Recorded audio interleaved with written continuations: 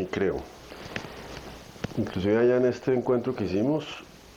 hubo posiciones interesantes que indican que no sería estrictamente necesario, a pesar de que esas voces apuntan a que en todo caso es necesario, digamos, reforzar el debido proceso en el procedimiento. Hay algunas voces que creen que se puede hacer ese refuerzo sin necesidad de hacer una reforma, llamémosla de norma de rango legal. Yo, por el contrario, creo que sí. Yo creo que hay varias cosas que se pueden hacer sin necesidad de reforma legal, pero si uno quisiera buscar el punto de equilibrio, ese punto de equilibrio que para mí es el fundamental entre la función estatal de supervisión y la verdadera y clara y libre defensa de los derechos de los investigados, ese balance correcto, creo que es necesario llegar inclusive a hacer una reforma de rango legal. Pues a mí me parece que estamos en la manía de querer cambiar lo que funciona bien.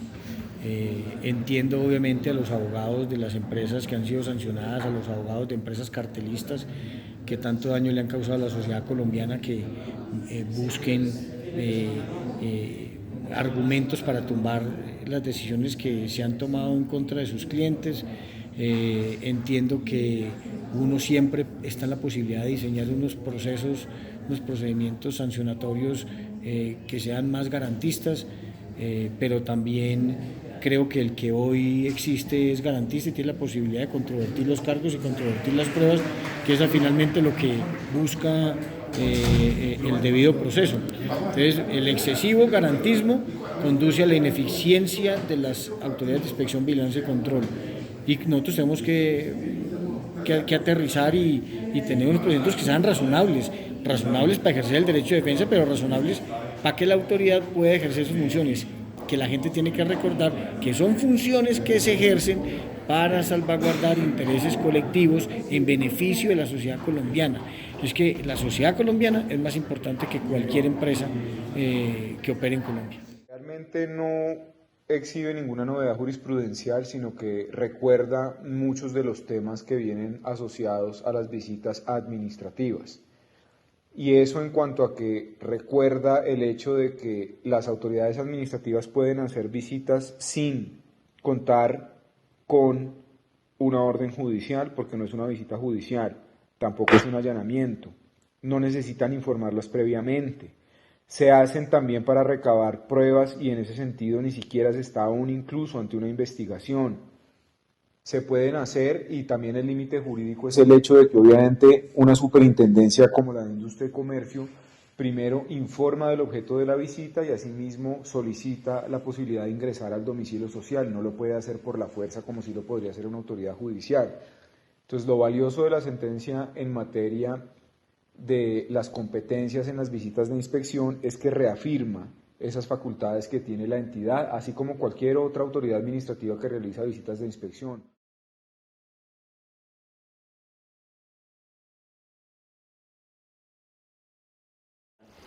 Yo pienso que la sentencia sí es un precedente y sí es un aporte importante y no se limita a ser un recorderis de puntos de vista jurídico o doctrina jurídica que venía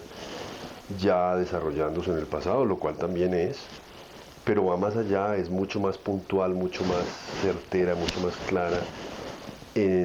por ejemplo, en plantear que no hay allanamientos, en plantear que no hay inviolabilidad de las comunicaciones privadas, en asegurar que no hay vulneración del domicilio, hacer unas distinciones entre domicilio privado y domicilio corporativo. Pero a mi modo de ver se queda corta. La sentencia, digamos que se perdió una oportunidad. La realidad es que hubiese sido una oportunidad ahora que el debido proceso es una figura en constante evolución, que todo el tiempo en la doctrina internacional, en Europa, en Estados Unidos, en otras jurisdicciones y en el mismo Colombia, va avanzando, se van encontrando mejores maneras de hacerlo valer. Y aquí, pues realmente, desde el punto de vista de novedades puras, realmente lo más concreto que se dijo es que la superintendencia debe practicar estas visitas previa información al visitado sobre el objeto de la diligencia. Eso realmente es lo más novedoso, pero a mí me parece que se queda corto, porque en España o en Europa ya ese no es el debate, es decir, nadie duda que las visitas tienen que informar debidamente sobre el objeto, por más que sean sorpresivas, es decir, son sorpresivas hasta el momento mismo en que se comienza la visita. Pero allí es obvio, en otras jurisdicciones es evidente que se debe informar del objeto. La pregunta ya no es esa, sino qué tipo de concreción, qué tipo de detalle debe darse al investigado sobre el alcance de la visita, y la respuesta es cada vez más sofisticada, cada vez más detallada sobre ese nivel de detalle. Hay varios casos emblemáticos en Europa donde se le pide a la autoridad ser preciso en cuál es su hipótesis del caso, cuál es la razón por la que quiere visitar, qué es lo que pretende encontrar allí, cuál es el mercado, si es el de inmuebles o el de arriendos o el de llantas o el de cualquiera, que siente que puede estar afectado, cuál es el producto específico que... Por supuesto, nadie le pide a la autoridad que diga más allá de lo que sabe, no se puede pretender lo imposible, pero lo que sí se puede pretender es que la autoridad no guarde para sí misma información, así sea indiciaria, que lealmente debe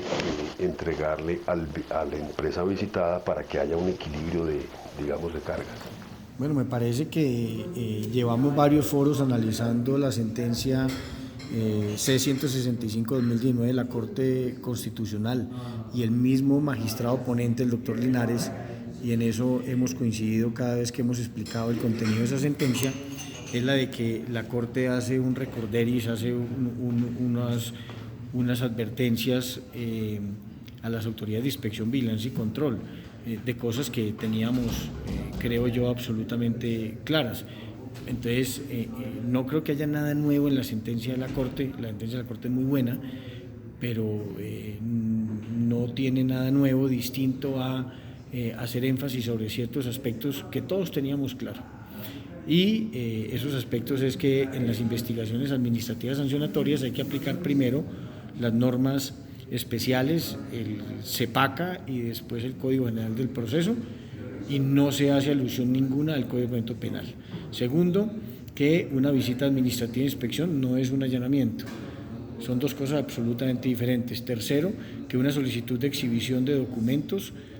no es una interceptación de comunicaciones. Y cuarto, que los administradores, las personas visitadas, objetos de las normas que las autoridades de inspección, vigilancia y control tienen que proteger, tienen la obligación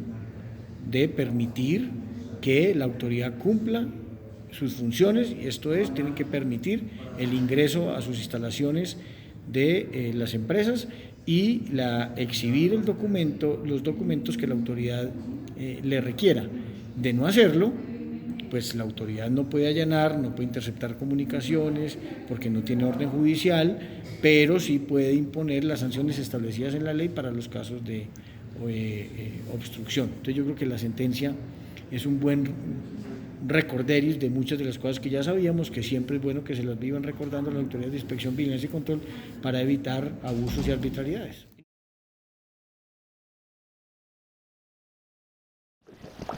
Hay varios tipos de prevenciones, hablando de pronto de la prevención de otros superintendentes anteriores o de la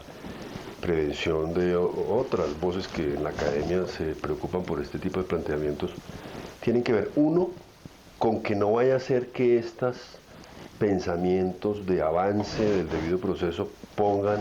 en riesgo la legalidad de las decisiones que ya se tomaron en el pasado. Y sobre eso lo primero que yo digo es que no, yo no tengo ningún punto de vista, digamos, de revisión, no es una postura de revisión del pasado. Lo que quiero es progresar hacia el futuro, hacia un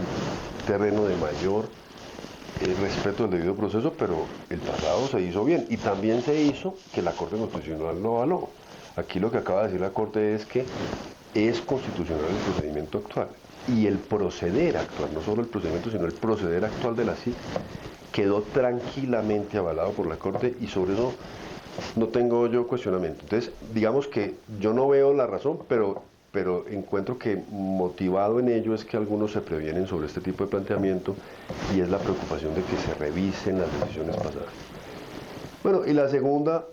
válida también, es que no vaya a ser que por ponernos a buscar una mejor protección del debido proceso, le restemos eficacia, capacidades a la superintendencia.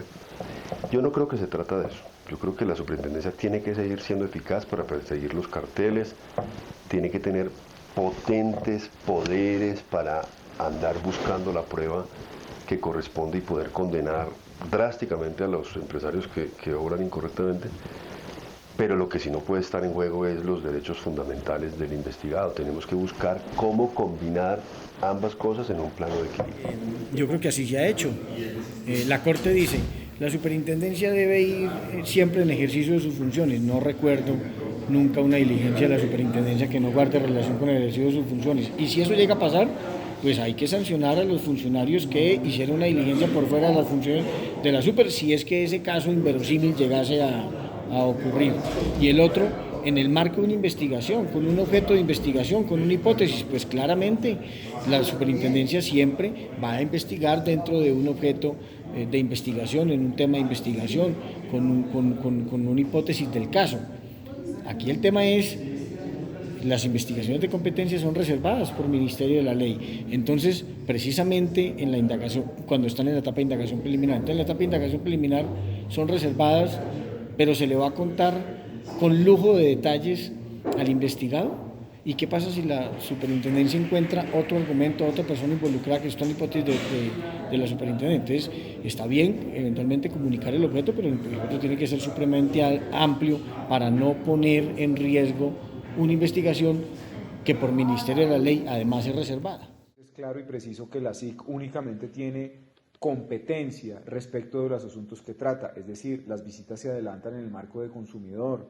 o por prácticas restrictivas de la competencia, o por temas de metrología legal. Entonces, en ese sentido, el investigado tiene un concepto claro de por qué se está investigando o qué conductas potencialmente son por las que se le van a investigar. Las segundas, pues habrá que tener en cuenta cuáles son las funciones y competencias de esta entidad para poder esclarecer el hecho de que solamente se puede restringir a ese tipo de investigaciones.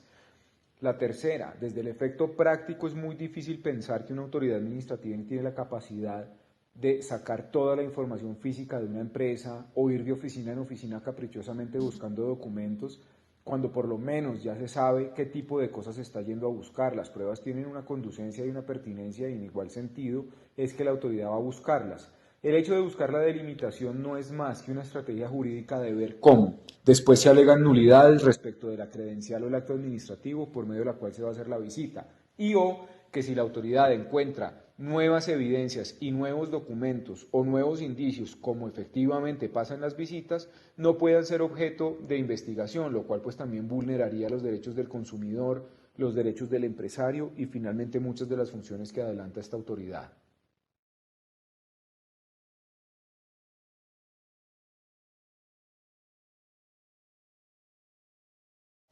Yo creo que se ha abusado un poco, es una posición muy personal,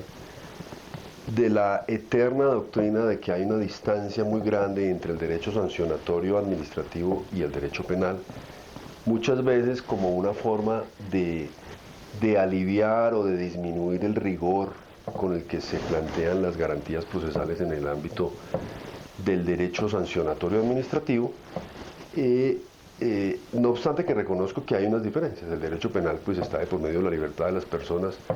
y hay otras diferencias, pero me parece que muchas veces se abusa de esa distinción para dejar casi inútil figuras como el principio de la no autoincriminación o figuras como el principio, como el secreto profesional. El secreto profesional en la práctica, por lo menos en el ámbito de las investigaciones de la superintendencia, está siendo bastante derrotado y a mí me preocupa. La realidad es que el secreto profesional es una garantía de la defensa. Es decir, lo importante no es tanto que al abogado no lo puedan inculpar o este tipo de cosas que están involucradas en el secreto profesional. Lo realmente importante es que los clientes deben tener la tranquilidad de que consultan con sus abogados su defensa sin riesgo de que eso les vaya a generar una nueva, digamos, posibilidad de sanción en cualquier ámbito del derecho, Y por eso hay que mirarlo como un elemento del derecho de defensa. Y estas distinciones que se hacen entre lo penal y no lo penal, a veces terminan por deteriorar la fortaleza de esas instituciones en estos ámbitos. Sí, la Corte de una u otra manera no le da cabida a los penalistas y a los argumentos de los penalistas que querían criminalizar la función de inspección, vigilancia y control del derecho sancionatorio estatal. Pero lo más importante es que se le manda un mensaje claro a la clase empresarial de que su actuar debe estar encaminado a respetar la ley,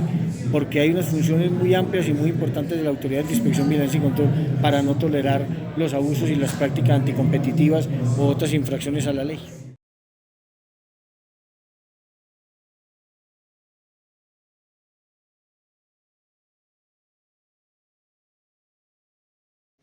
Sí, sobre todo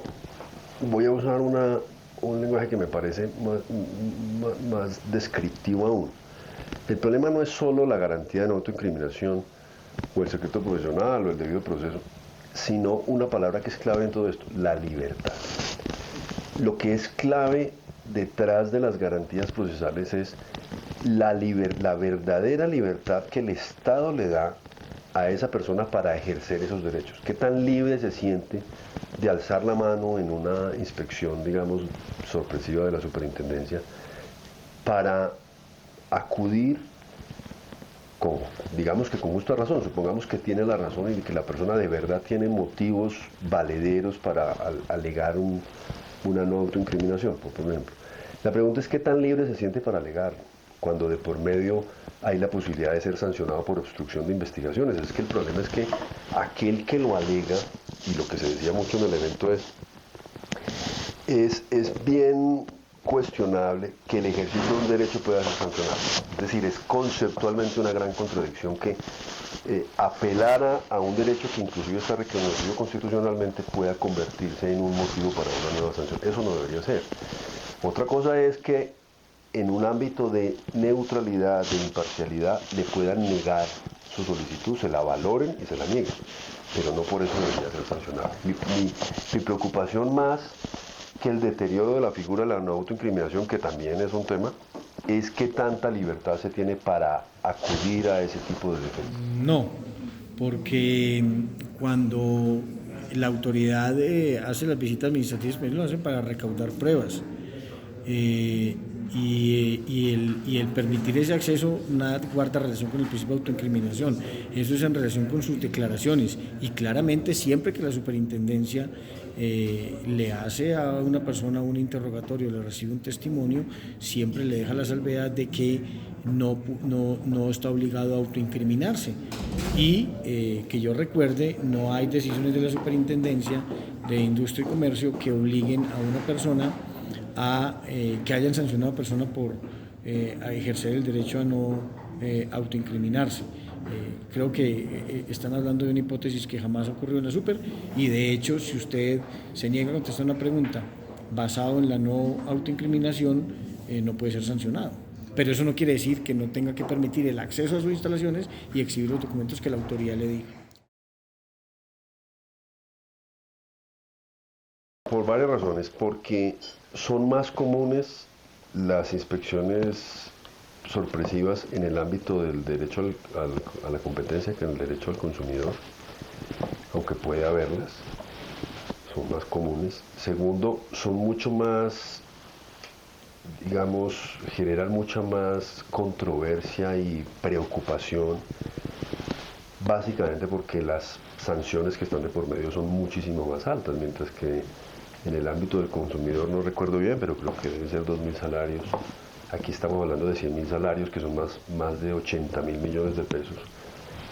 Y tercero, porque, bueno, eso pasa en ambos ámbitos, pero es más fuerte el potencial daño reputacional que hay por la apertura de una investigación de competencia,